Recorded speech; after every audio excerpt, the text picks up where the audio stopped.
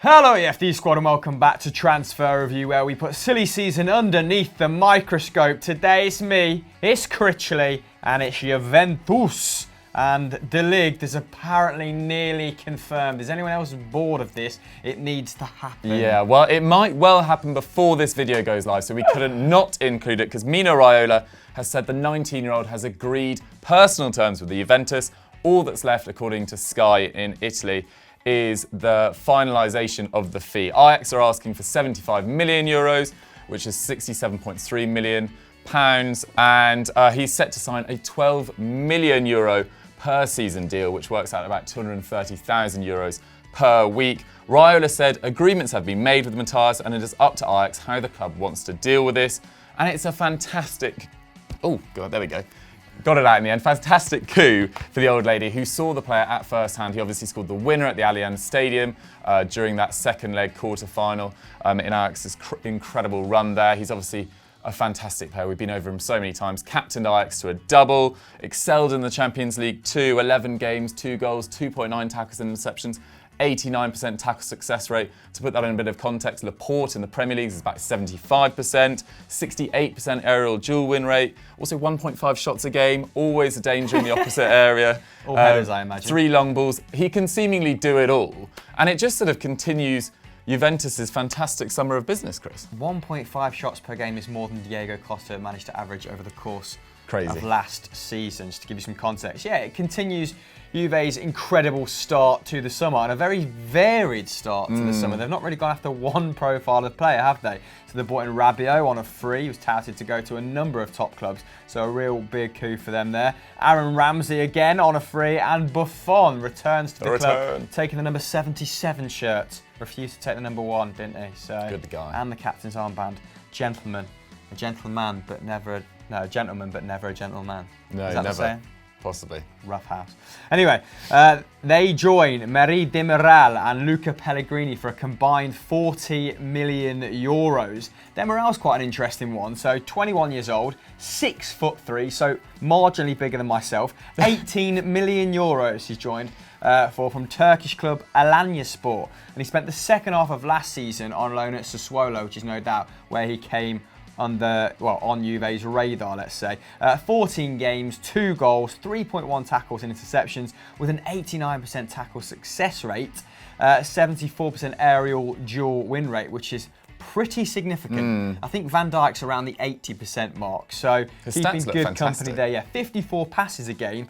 Very high. Sassuolo, of course, play that style of football, don't they? They build from the back, so not hugely surprising, but 54 passes at 21 is impressive with an 87% pass accuracy. Now, Pellegrini, the 20-year-old, only ever made 6 Roma appearances. He went on loan to Cagliari, or Cagliari.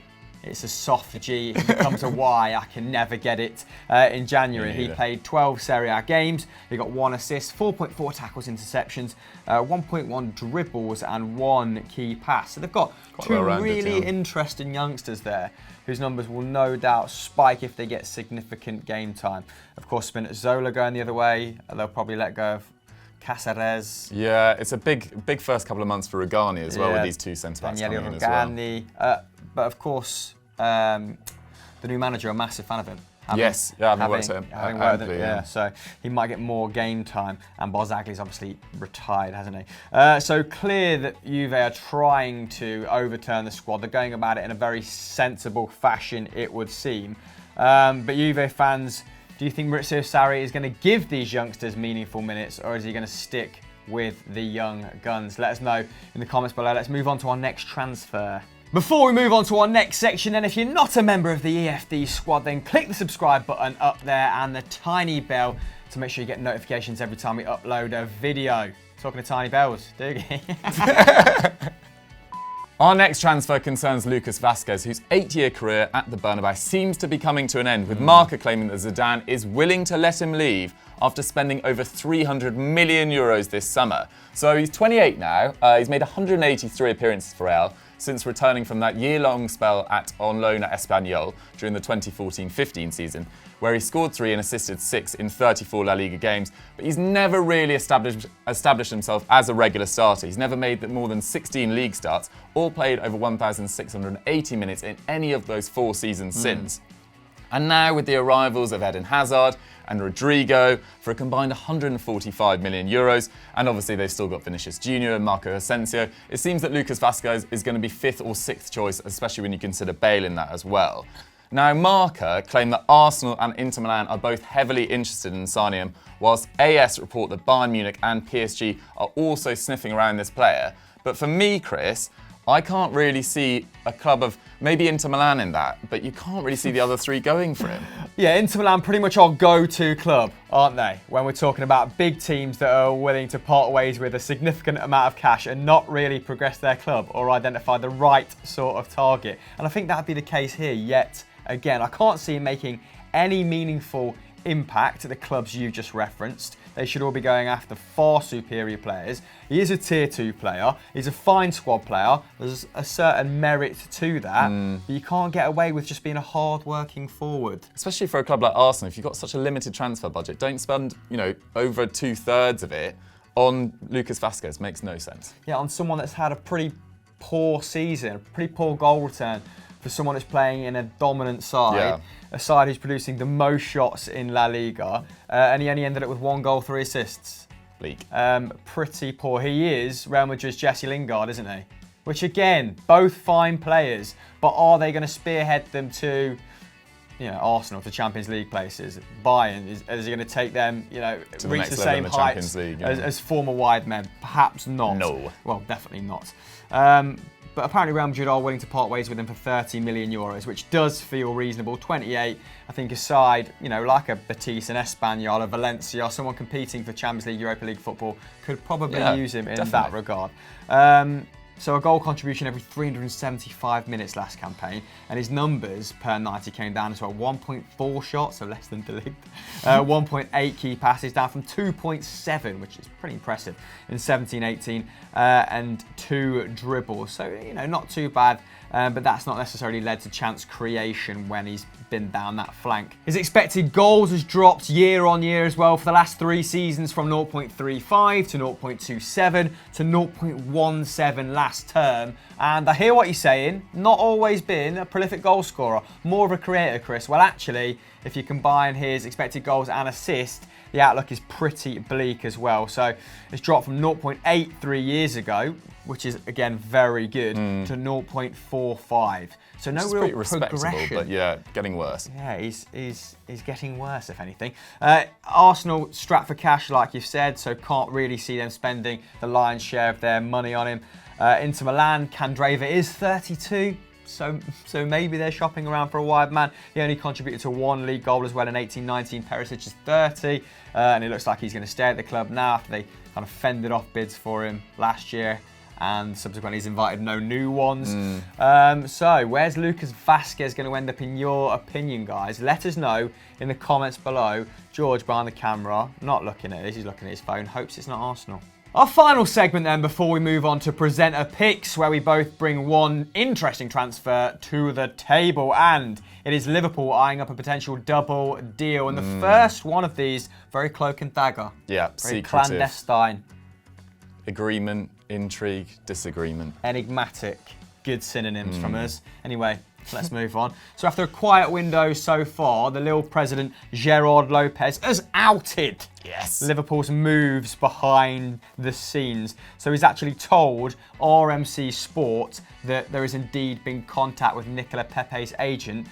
And I quote verbatim, "I know there have been discussions with the player, but not us with the club." Naughty, naughty. Ooh, tap, tap, accusations. tapping. I'm not particularly focused on Liverpool, but it is true there have been discussions with the agent. So, not really sure where that puts us, because Nicola Pepe, of course, his price has absolutely skyrocketed towards 90 million euros. That seemingly put Liverpool off him, a host of top clubs off him.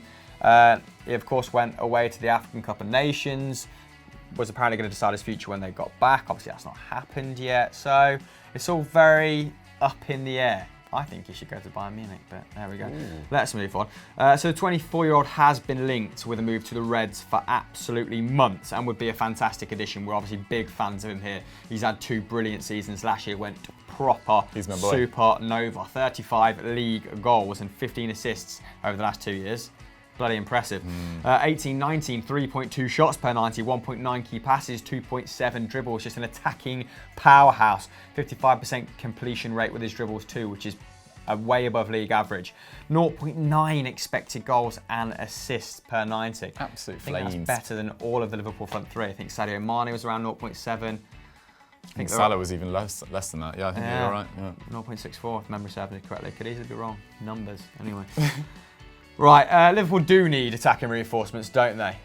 Let Daniel Sturridge go. Not that he was much of a reinforcement last year. But Liverpool have told ESPN they're not interested. Michael Edwards, the sporting director, has told Christophe Galtier, the Lille manager, that they are not going to pursue the player.